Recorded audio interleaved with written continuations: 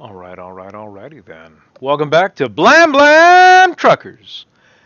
Oh, what a day. And we are back in the Transformers D6 core rulebook as created by the High King. Not sure what /JN means, but what an amazing guy, what a great creator. We are on page 12, and we are in chapter 2. Chapter 2. Here we go. 9, 10, 11, and 12. Man, look at that artwork. He did all this in MS Paint. I mean, just fantastic. Nice jetpack on that one guy. I actually ended up creating a jetpack for this game because he does not have it in the tools section. Anyway, which is fine. So, Chapter 2 is about attributes and skills. This is all going into character creation. He spends, I think, 2 chapters on combat all said and done, and 4 chapters on character creation. So, there you go. A lot of the combat rules just are taken directly from West End Games D6, so you don't have to worry about that. But now we're going to be going over attributes and skills. And he does not start with what I would normally consider the attributes, which are strength, dexterity, perception, knowledge, technical, and mechanical. Not necessarily in that order. Yeah. So, it does a little bit here about, oh, I should use the mouse, you guys can't see my fingers. What the different things have done. He's talking about the picture he set up here and the different things they did. Yeah, it's a long chapter, chapter 2. I may do this by parts, depends on how long it takes. So attributes give a character skill sets that allow them to perform functions within a game. There are 2 different sets of attributes that will be discussed in this chapter before we journey into the skills section. The first set of attributes covered are the vital attributes. I get it why he calls it that. I just disagree with him. I wouldn't call these the vital attributes, but hey, it's his game. He did a brilliant job. So your code name or your character name. If you're playing a human, then your character's name goes here, and if you're like Snake Eyes or Duke or something from G.I. Joe, you would put that there if you're playing a G.I. Joe style character. Autobots and Decepticons have earthly code names like Bumblebee and Skywarp to give an idea of what they choose to transform into. Anyway, they get more use-based names, what they're good at. I talk about it in my Cybertronian misadventure. How Transformers have the name they're given at birth, the name they earn, and the code name is usually the name you earn. Affiliation. So yeah, it could be an Earth military force, or you're playing an Autobot or Decepticon, or civilian, whatever. Whatever that is, you would put that there. It's mostly going to be Autobots. Unless you happen to be in a Decepticon game, which I've never seen someone run, though I did offer to do it for a group, and they thought about it and said they'd rather play Star Wars. So we played Star Wars. Affiliation. Yeah, we just covered that. Gender, male or female. There are male and female Transformers. Again, I talk about this in the Cybertronian misadventure that I'm writing. Look, male Transformers are agender. And I mean, they're non-gendered. They're literally non-gendered. They literally, I hate using that word twice like that. They build their children. They're not male, they're not female, though they can take the appearance of a more masculine or feminine bot compared to fleshlings. They're not fleshlings. They're not like us. They are built they're designed and built by their parents. And parents isn't the right term exactly, but it's the closest one we've got because we're describing a situation we've never seen in real life. It's completely fictional, but if there were living robots and they don't use DNA, they build their children and infuse them with their own life energy, energon, or have them infused by the Allspark, however you end up deciding it works. How Transformers reproduction work changes from it changes not only from series to series, like from G1 to Prime or Energon or, you know, the Unicron trilogy there or Beast Wars. Not only changes in between series, it also changes inside the same series. G1 has like 4 different ways to create new Transformers. So I think the comics did 2 different ones and the TV show did 2 or 3 different ones. So maybe it's 5 different ways. Maybe there were more in the comics. I did read them all at one point, but that was only G1. That wasn't including G2. And then G2 had a bunch. And then Dreamwave did their own thing. And then,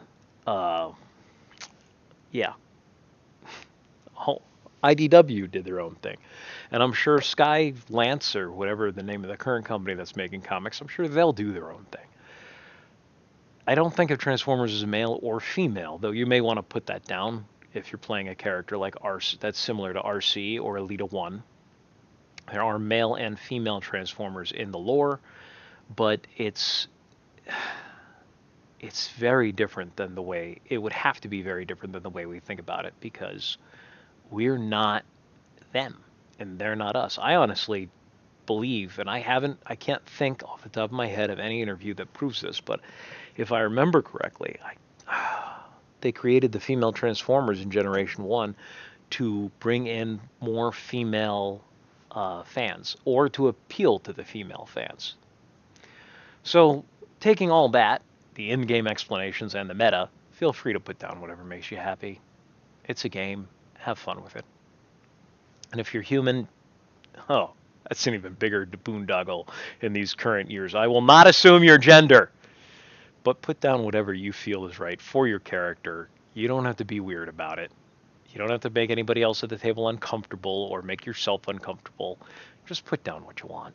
And most players, I know we've been getting slammed lately by the press about how gender is misused in D&D and this, that, and the other thing. And the truth of the matter is, gamers are some of the most accepting people I've ever met. As long as you're there to have fun, they're there to have fun. And almost every time I've played with people, even people I've never played with before, if you're there to have fun, I'm there to have fun. That's all that really matters. I don't care what your real life thing is. I don't care about real life when I'm gaming. I try to keep out of it if I can. I can't always, but that's not just me, that's the other players at the table. And this is escapism. We're trying to get away from reality. Not forever, just for a quick break. So, male or female, put down whatever you want. Try and talk it over with your GM if you really want to get into it. My take on it is not going to be your take on it. And that's okay. Age. Humans on average live into their 70s and 80s, but Transformers are immortal, effectively. There was a famous ship that did this. Through part switch-outs and high technology. An ancient Greek ship, I forget what the name of it is. They kept replacing parts, so it was, by the end of the time, it was not... Was it the ship of Damascus? It wasn't Damascus. Oh, whatever. Let's Google that.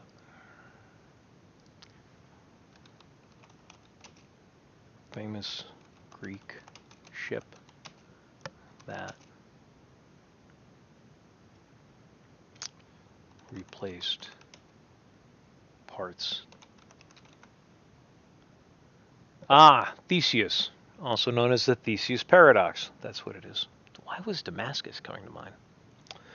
All of its components replaced remains fundamentally the same object. Yeah. Anyway, that's a whole nother thing. Back to this.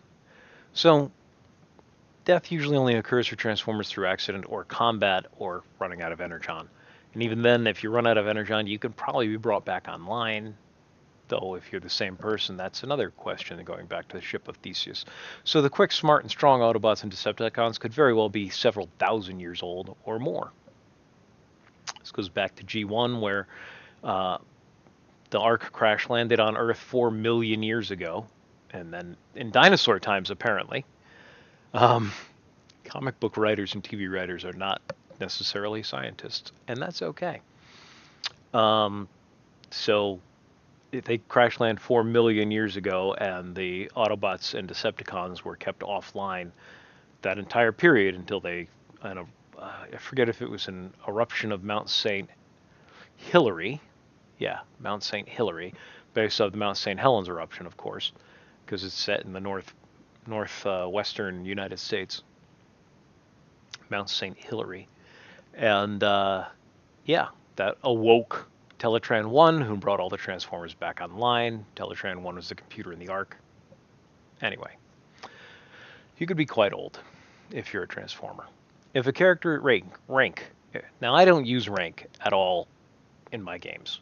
Um, this is THK. Love the guy. He put this together as he's very influenced not just from West End games but also from other RPGs he's played. We talked about this a little bit. And this, I forget what game it was that this is a holdover from, but we're going to see the same thing. I just don't bog down into these details. The section's up. It's been up for a while. You can read through it if you want to. Height. Character height is listed here in feet/inches or in meters if metric is preferred. Um, yeah. So the thing to remember about height is it determines your class. So class 1 is 8 to 17 feet tall. Class 2 is 18 to 23 feet tall.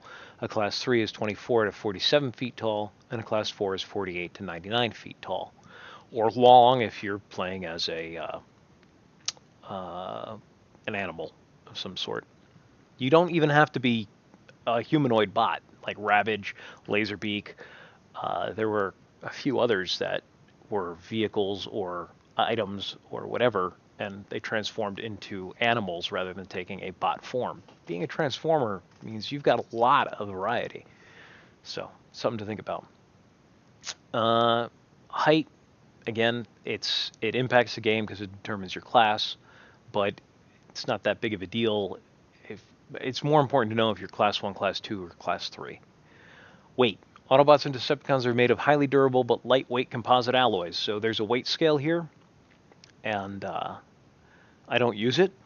He does, but it's to determine your lifting, and it bogs you down into details. I think I've used it once in all the games I've run, and yeah, it's fine, but I'm looking for not a quick, but a faster. You know what you're looking to roll. You got a rough idea. I just want you to roll once. Um, if it before combat, like a skill check, it should just be one roll. And yeah, I get excuse me. I don't use a lot of these details. Move robot. This is a robot speed in meters per round.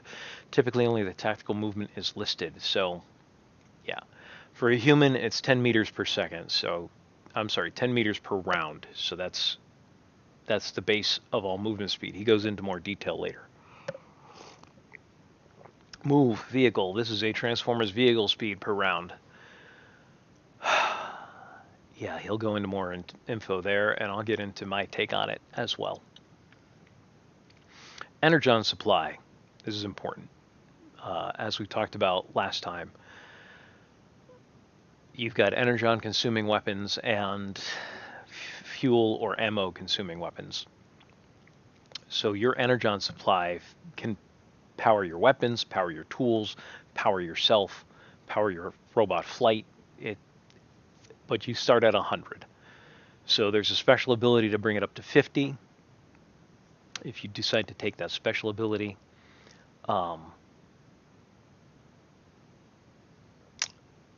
everything is powered off of that 100 right there. So, and he's got it pretty good. I disagree with some of his choices, and we'll go over those when we get to them. And he disagrees with my disagreement, but I've played it his way. I've played it my way. They both work, and they're not all that different from each other. Once you hit 0 energon, you collapse until you're recharged. Besides weapon use, tool usage, and special abilities that require energon, how else is it used up? Holy moly. You can lose energon when you get wounded. The question posed lists the main ways energy is expanded, but there are also other things that can cause energon drain. If you get a solar port, you should never have to worry about running out of power, as long as he has the light of a nearby star shining upon him. That's why he liked to take solar ports. If not, then he will find out that time is a drain on his battery. So, after a day, your character loses 10 points of energon if not charged. I go a different way, but that's fair. 10 days of no expending additional energon, and you're offline, buddy. I like that, actually. But Decepticons, a starving Autobot or Decepticon can move and function on 1 point of energon, but the reason why the Decepticons crave so much energy is so they can power energon guzzling weapons that do the most destruction. Yeah. And plus they want to remain at peak energy levels to go on a rampage. If you've been listening to my Cybertronian misadventure, that's currently the Autobots' plan on Cybertron, or it was at the beginning of my story, is to let the Decepticons run out of power. Because the war is effectively over, they're stuck on Cybertron, and it's at the very end of the war in my storyline. And yeah, they're just letting the Decepticons run themselves down. And you can apparently plug into a wall outlet and charge and he doesn't give us any rates on that. I don't have a problem with that. But there's various ways that he does talk about charging. Mostly it's the solar port, plugging into a wall, and then there's Power Masters in the Hero's Guide. Yeah, that's about it. I go into more detail of my stuff, but we're talking about his stuff right now. Injury can also lead to energon leaks. This is a factor if the character is older. A good solid smack that causes the robot to lose functions may end up losing energon as well. Slow bleed, real gusher, blah, blah, blah. Existing armor. All Cybertronians have armor. It's part of being a Cybertronian. It's not a lot of armor to start with unless you upgrade it with the special ability Quadratanium Skin, which you can take 2 picks of. We'll go over that when we get there. But the natural armor is 1d against physical attacks and +2 against energy attacks. That's added to your strength. So it's strength plus 1d and strength plus 2. Oh boy, oh boy, oh boy. Experience points.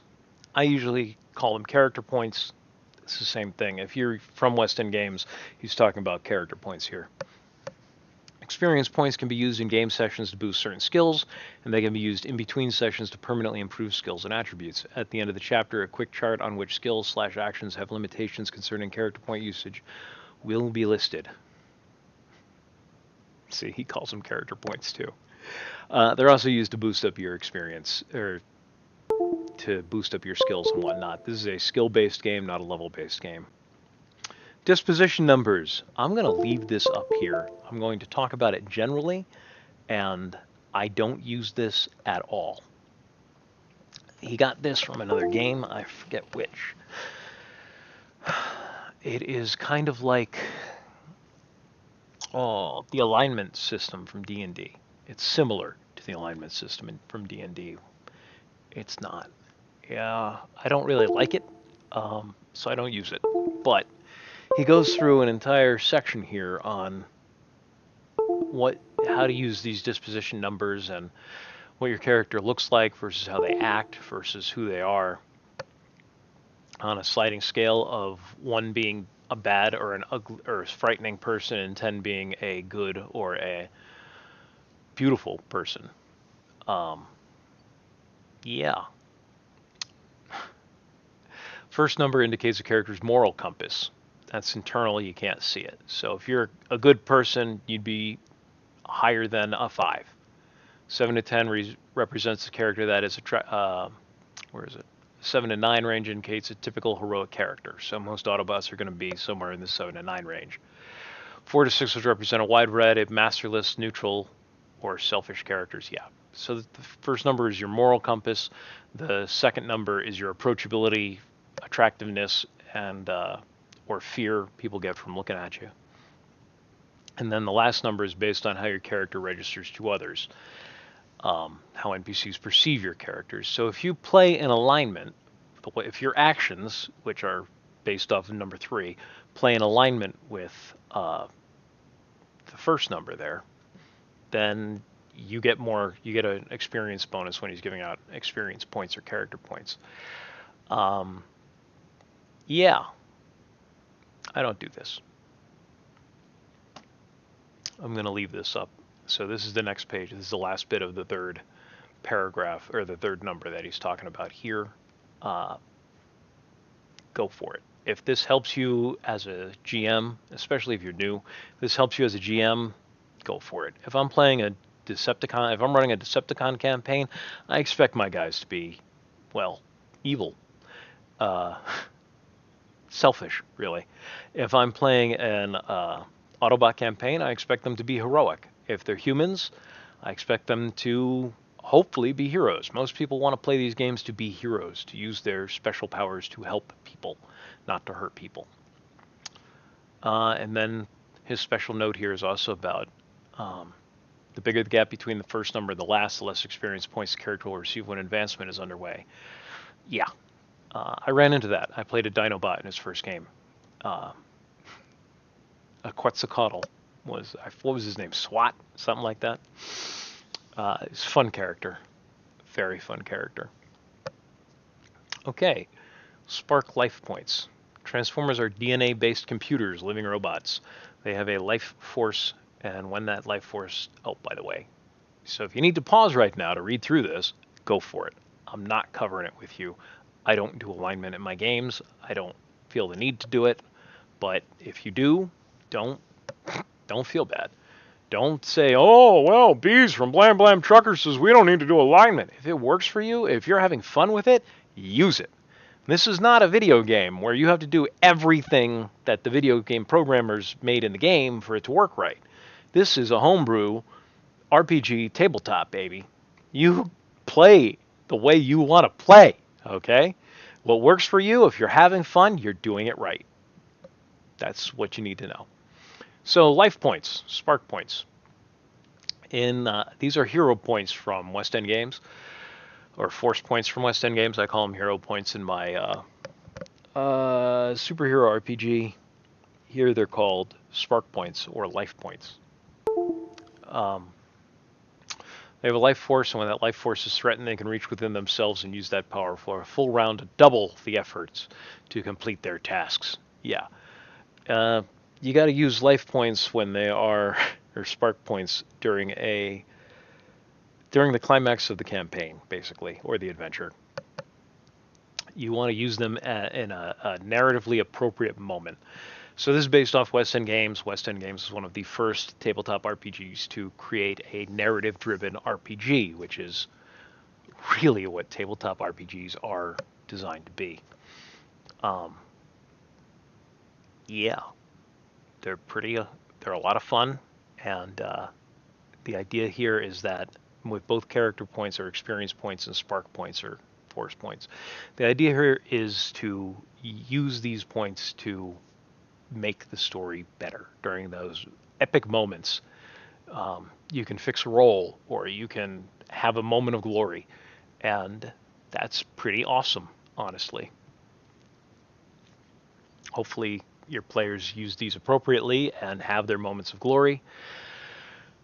Yeah, they're a lot of fun, and I don't really have that much more to say about it. I'm going to take a sip of water, and we're going to move on to integrated weapon energy. So in your character sheet, this is going to just be a number, but it represents the number of damage dice that you have in integrated weapons. So if you have a 4 there, that could be, I'm just going to use this example, that could be one weapon that does 4 damage, like one laser cannons, or laser rifle. There may be one that, or you could have 2 weapons, one does 1D and another is 3D. It could be 4 weapons that all do 1D damage, though why you would want to do that, I don't know. So as you allocate your points here, you want to keep track of how many points you have in integrated weapons energy for his style of advancing and improving your weapons, your integrated weapons, which gets covered later. Maybe not this episode, but later. And it's the same deal for integrated weapon fuel consuming and physical state weapons. So we covered what those were last time, but this is fuel or ammo consuming weapons. I'm just going to do a quick one for people who didn't see the first video. Integrated weapon energy, use your energon. So they're pulling out of your life pool to power them. There's advantages and disadvantages to that. These are fuel consuming. These run off ammo. They're still integrated into your transformer body, like a gun or something, or a rocket launcher. It's not, a weapon you hold in your hand. It's part of your body, but like Rodimus Prime's blasters or Megatron's fusion cannon. But they run off of ammo. They run off of fuel, so they're not pulling off your life power. Which there's actually two special abilities. No, there's one or two, I forget which can because I think it's called Charger, where it increases your damage by using more energon, and it only works for integrated weapons that use energon, not fuel-consuming weapons. So if you want to be a super blaster guy who has one gun that does an incredible amount of damage, you might want to go with energy weapons or energon-consuming weapons instead of ammo-consuming weapons. But it's your call. We'll be talking about that more down the line. Physical state weapons, these grow with you, and there's no damage check against them. If you're using a weapon and you go beyond the physical damage limit for a handheld weapon, you actually have to roll to see whether or not you damaged the weapon. And that's true in Star Wars. It's also true here. There's no cap on physical state weapons. They are part of your body. They grow with you. You can break them, but not through the normal means, because taking damage is damage, But you can't damage them through use like you can other weapons, and there's no upper limit on the amount of damage they can do. And physical state weapons are all strength plus whatever the number is. And again, you can split it up into 2 or 3 or 5 different weapons, depending on whatever your number is. Extra payload. This number indicates the amount of items that can be carried on the robot that are apart from their normal weapons or tool systems. So this doesn't go to a straight D. Some items only count for 0.3 of 1 slots, meaning most items are 1 slot, while some larger items are 2 slots. We'll go over that when we get there, but if you've got 2 payload, then you can carry a number of grenades, you can carry a gun, and maybe a knife or something. This is your equipment that's not integrated into you, is what goes into extra payload. And he covers a section here, which I'm going to put on the screen, so you guys can pause it and read it if you want to. Can transformation from vehicle to robot mode take place with a human-sized passenger? Depends on how much open payload you have. And he's got a chart here for how big of a human you could actually carry. And for class 3s, if you got 2 payload open, you could actually transform with a class 1 transformer inside you. If you look on the chart here, class 3, class 1 transformer, 2 payload. So you got the small human, teenager to an adult human, or even a class 1 transformer. That's pretty cool. Yeah. Anyway, so that's the whole section. Pause it, read through it, have a blast. It's a minor thing. It's never come up in one of my games. It could one of these days, but I don't have an ongoing Transformers group, unfortunately.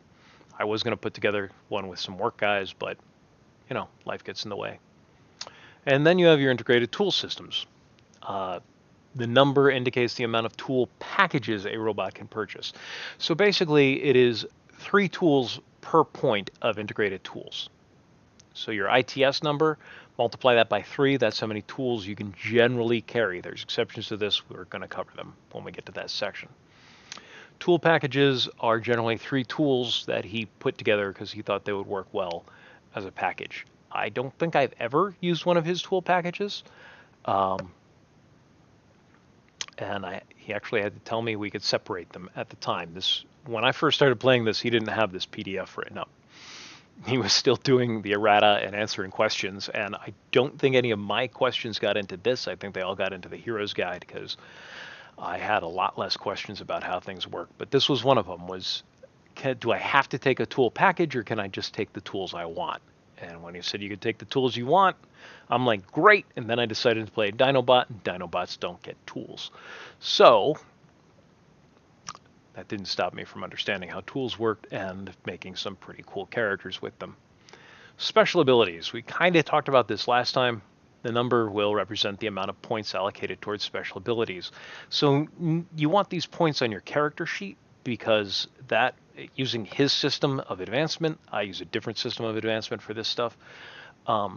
Using his system of advancement will tell you how many, just it's a quick reference for how many experience points or character points you need to improve or upgrade any one of these integrated systems. All right, sound good? Cool. Cybertronian attributes. Now, this is what I would normally call vital attributes, but I think. Blah, blah, blah, blah, blah, blah, blah. Nope. Okay. I was wrong, but we're getting there. Special abilities that are inherent to all Cybertronians.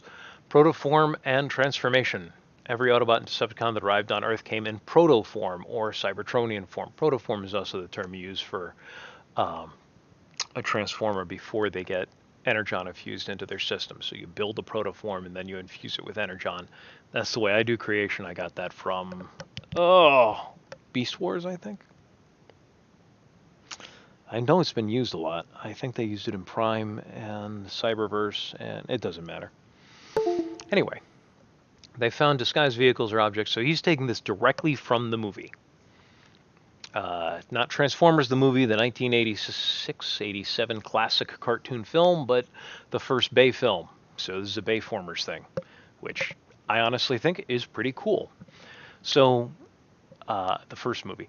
So, they found disguised vehicles or objects at will. They can pick new forms in order to keep their disguises current. Regular Cybertronians can only keep one form logged at a particular time. So he's taking this again from the movie. They came to Earth. They crash landed on Earth as like meteorite-looking things. They came up, found a form that looked good to them, and scanned it and transformed. Inside the game, I believe this costs 50 Energon. So you're probably not doing this in the middle of battle, changing your alt form, but it's something that can be done. You can change your alt form from time to time.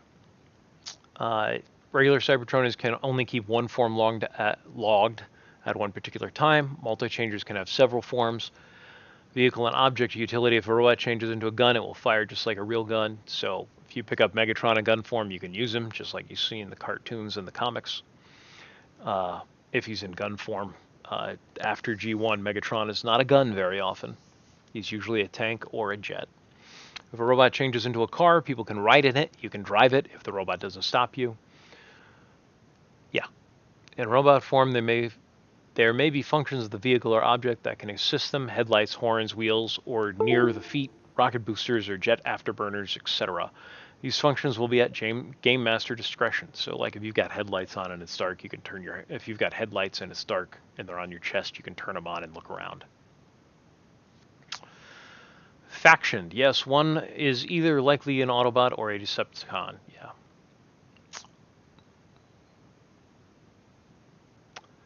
So something he does but I don't do. Decepticons were born for war. They are missing 1 point of integrated tool systems for robot flight, regardless of their transformation vehicle. So Megatron could fly regardless of turning into a gun. Soundwave could fly regardless of turning into a tape cassette deck. There are quite a few Autobots who were engineers or artisans before the war, but that's not the case with the new flying robots, the Decepticons. That's directly from the cartoon. Season 2. Oh, they were on Transformers. They were on Cybertron. The aerial bots go to Cybertron. Can't remember the name of the episode. Anyway, I don't do that.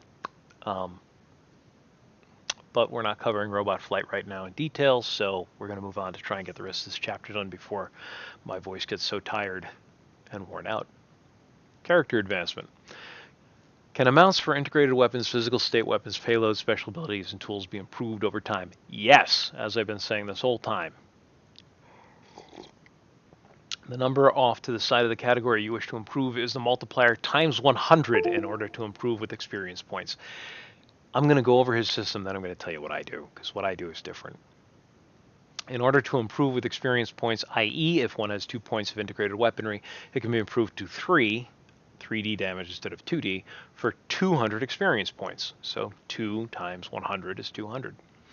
Since these components are part of the Transformer's being, they can't be physically altered through upgrades, but actually grow with the Transformer in power with experience. Everything can be improved over time with the exception of payload. Can numbers be altered around, i.e. transferring points from one category to another in order to from one category to another in order to another. Oh yeah. From one category to another after character creation. Yes, sometimes. It requires an overhaul, is what he's going to say here. So you've got to get, your group's doctor or technical specialist to do the repair for you, and they need to have the right skills, and he goes over that here. So he's going to go over all that in this section here. How does advancement take place? Characters will receive experience points that can be designated to improving skills and attributes for the long run or temporarily. First, we'll cover advancement over the long run. This is pretty quick and easy. Normal unspecialized skills advance at face value of dice amount. This is straight out of D6 West End Games, guys. Dodge 5. Go to rankorpit.com or d6holocron.com or the wiki d6holocron.com/wiki, I think it is, and you can see everything there is to know about Wedge D6. Dodge 5D would cost 5 experience points in order to raise it to 5D plus 1. And then it's another 5 experience points at the end of your adventure to raise it to 5D plus 2. And then it's 5 experience points at the end of a third adventure to raise it to 6D. Then it starts being 6D to get it to 6D plus 1, etc., etc., and so forth, to quote The King and I. So those are your skills. Attributes can be raised at face value of dice times 10. So if you want to raise plus time spent working on it. So if you want to raise your dexterity from 40 to 40 plus 1, it's going to cost you 40 experience points. Secondly, temporary improvements. This is within a single combat round. You can use experience points to improve your rolls or offset a flub on the dice. So he still uses the Wild Die from D6, second edition West End game Star Wars. It's not in first edition. There's no Wild Die in first edition, but from second edition onward, there is. One of your D6, if it rolls a 1, you take away the highest and the lowest of the dice you rolled, and you deal with the result. If you roll a 6 on that Wild Die, then you roll it again. And if it rolls a 6 on the second roll, you roll it again until you stop rolling a 6, and you total all of that up. So, how do you use these? You tell your GM before he tells you whether you succeeded or not. Like you've got an idea. Oh, it's a moderate task, and you know moderate is 11 to 15, and you roll a 9. You're like, I'm going to use a character point. So you roll 1 character point, and you get a 2. That brings it up to 11. Are you happy with that? You can use up to 2 character dice to roll to improve a single skill. Okay. In one round, you're allowed to improve a skill with up to 2 character points. Just any general skill. Ones, just like with a wild die, if you get a 6, then your die exploded, you can roll it again. But ones do not count on wild die, not on wild dice, on character points. If you're using a character point to roll to improve a skill, ones do not subtract. They just add in as a 1. And it cancels out your previous failure on the wild die, your botch. So this is not copied verbatim from the West End Games book. Nothing in here is copied verbatim that I know of, but it's pretty close. So here's how you use character points. You can use up to 2 to improve a skill or attribute roll, 5 to improve a specialization roll, 5 on any defensive action. And 5 to increase strength roll to resist damage, which is a defensive action. A character cannot spend experience points on other characters' actions. You cannot spend experience points only for one action in a round. Oh, you can expend experience points only for one action in a round. A character cannot use experience points in a round the same round as a spark point is used, and a character cannot use experience points in a round to improve damage on an attack. Standard rules from West End Games, 2nd edition. How are training time and using skills not formally taught handled? I don't get into this as much.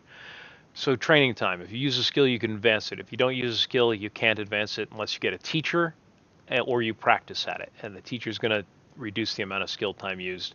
He doesn't get into it, and the GM can make a decision. If you want to see what West End Games said about it, by all means, go buy a copy of 2nd edition or 2nd edition revised and expanded, or check out Re-Up on Rancor Pit or D6. Again, D6 Holocron has the Re-Up.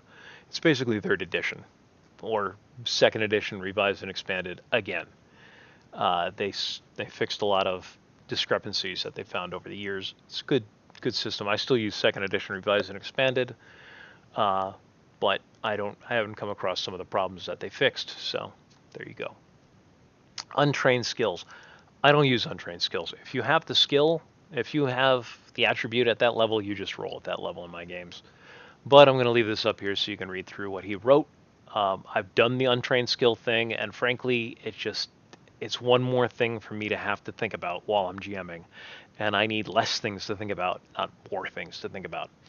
So in my games, if you've got 4D in dexterity and you're rolling a skill you've never used before under dexterity, let's say throwing, you're just going to roll 4D. I'm not going to give you a penalty or anything unless, and you saw this when I ran for Buse.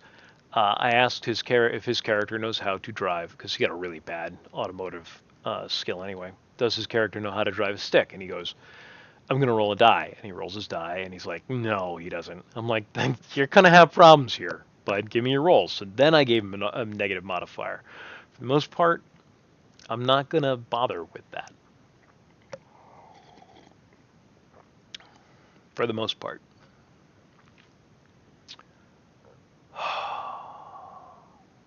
Yeah. Next question. Can multiple systems be set up in the long run or even possibly a character creation, i.e.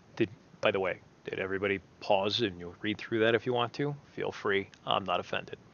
Can multiple systems be set up in the long run or even possibly a character creation, i.e. where a character selects a completely different integrated energy weapon from what they already have?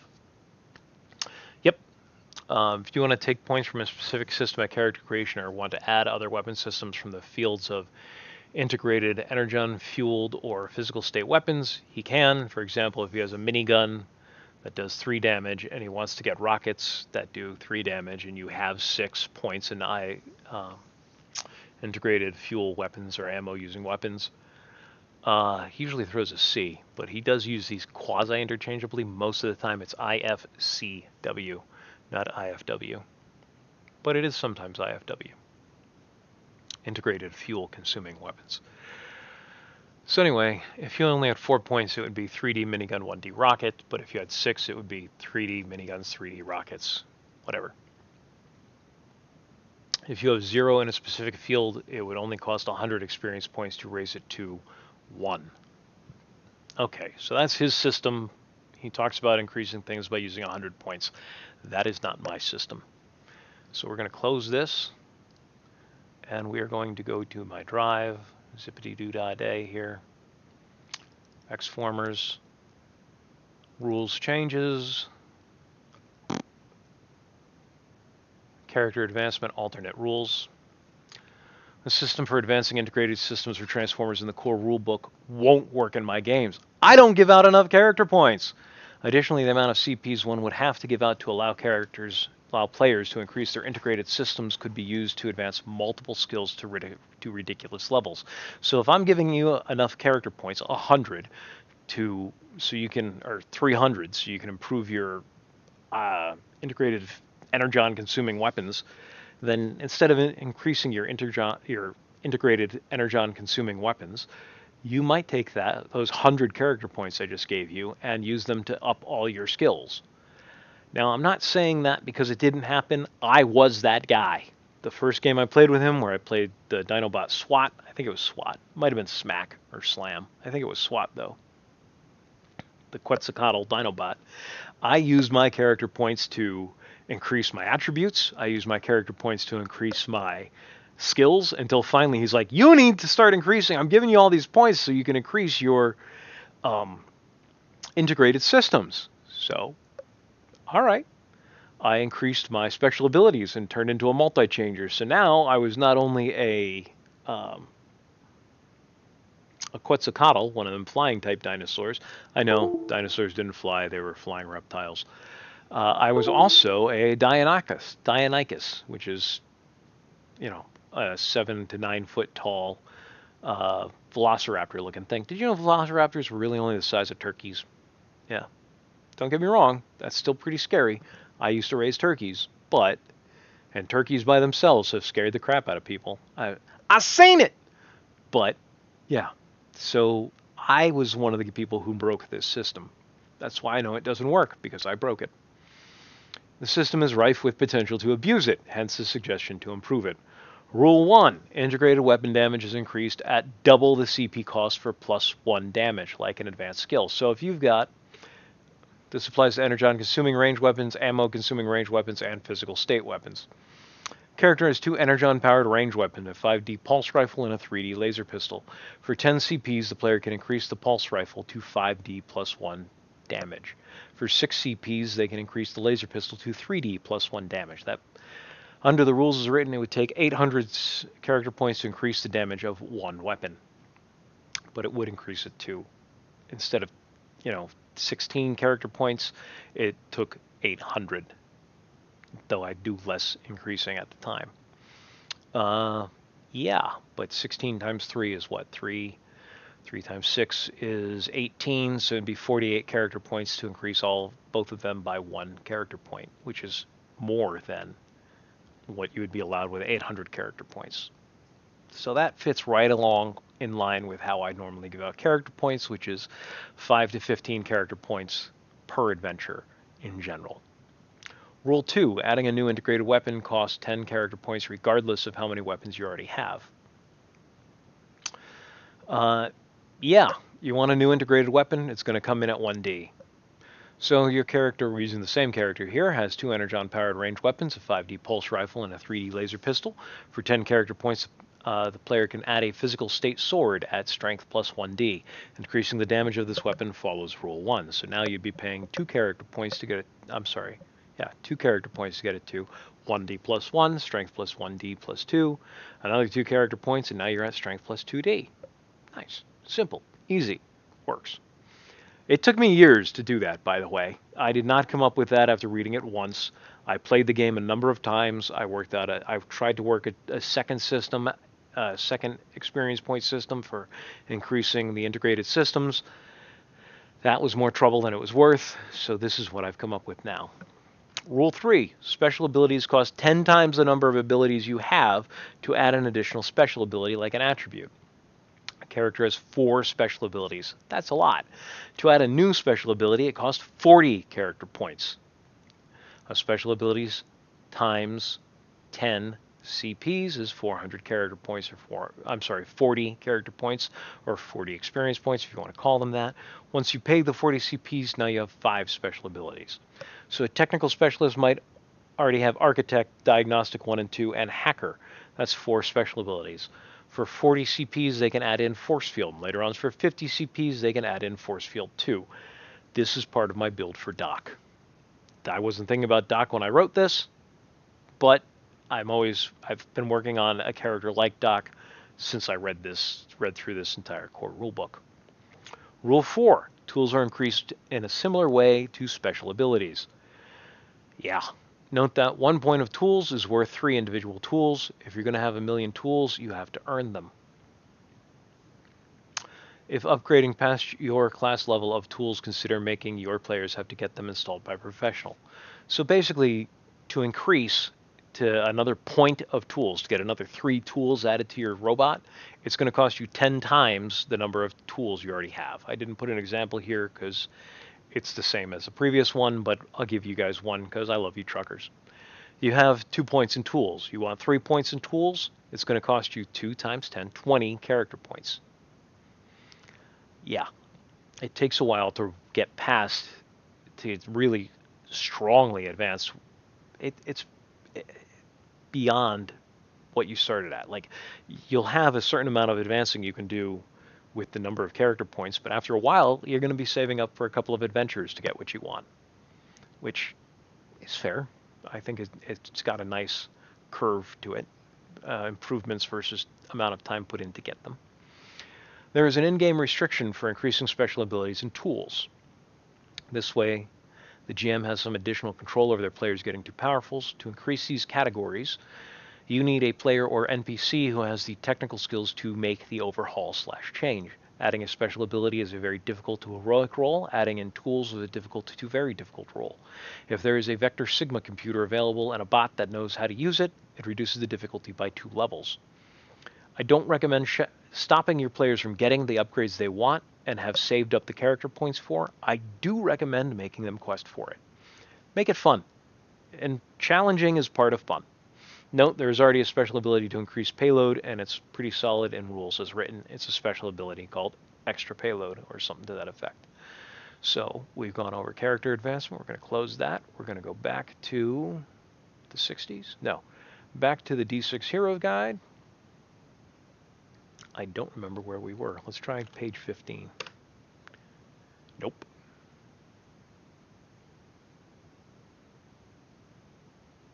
This is the Hero Guide. This is not the core rule book. Let's try page 15. No, we're past this. Past this. Character advancement we just covered. We did his, then we did mine. I'm going to take a sip. I'm going to check how much time we've gone through. We are 51 minutes in. Do I keep going? Or do I stop? Do I stay or do I go? That's too far. Do I stay or do I go now? Let's do this last section and then we'll take off from there next time, probably tomorrow. Chapter 2, Attributes and Skills. Physical attribute roles. The 6 physical attribute form categories and skill base for all the character skill types. The number of dice allocated between these attributes is at the very start of the game must equal 18 dice. This is not Star Wars.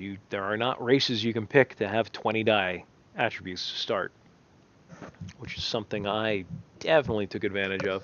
You always want to min-max or 2 beta tester games because, well, we break the game. We find the weaknesses. That's what we do. Once the dice are allocated, the physical attributes determine how many skills a character can have in any one physical attribute. This is basics from Star Wars West End games. D6, second edition. Boom. Actually, it's in first edition, too.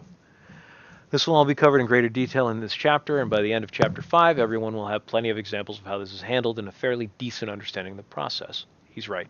This is one of the best character creation guides for D6 I've ever seen. I disagree with some of the choices he makes, and I'll cover those as we hit them.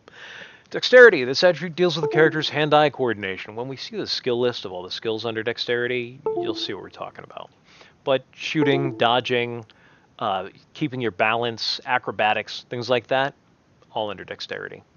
Very useful for combat. Melee combat, everything but brawling is under Dexterity.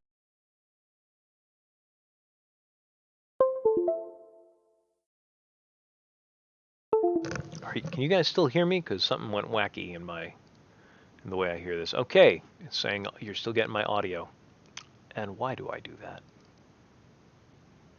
Let's try 18. I keep forgetting what page I'm on. Doobie-doo. Knowledge. This attribute deals with the character's memory, common sense, and common knowledge. Yeah. We're going to get more into this, but there's a lot of RP skills under knowledge that really help with playing the game. This is usually the dump stat for most people. If you're interested in combat, this is going to be the stat you don't put anything into. That's fine. I did it with Grunt. On the other hand, Doc has I put 10D of knowledge into Doc. Yeah, that's a fun build. It is game breaking. It is game breakingly fun. I really enjoy it. Mechanical. This attribute deals with mechanical attributes. So basically, when you're in vehicle form, for the most part, there's more to it than that, but let's go with that. Perception. This attribute deals with the character's awareness of his surroundings and interacting with them in a non-violent way. This is not building, this is what you see. Stats like sneak, spot, bargain, con, command, those are all skills under perception. Perception is also used to determine initiative in combat. I don't use perception, I use tactics. But this is what he uses, and we're covering what he does. Characters with a high perception attribute are socially astute, are looked to for leadership, and are usually first responders in an emergency. Strength. This attribute is twofold. It represents a character's ability to lift, grab, grapple, and do physical damage, as well as reflects a character's core toughness. This is what you're going to roll to resist damage, plus your armor. You roll it to cause armor damage. Yep. You also roll it to climb, jump, and do physical tasks like swimming. It's a nice... Grunt is where I have 10d of strength in Grunt. Doc and Grunt are kind of mirror images of each other. Technical. This attribute is related to both the knowledge and mechanical attributes. So technical is where you fix stuff and improve stuff. It's got other things under it like demolitions and security, which are used in combat, or in scene anyway, and computer hacking, stuff like that.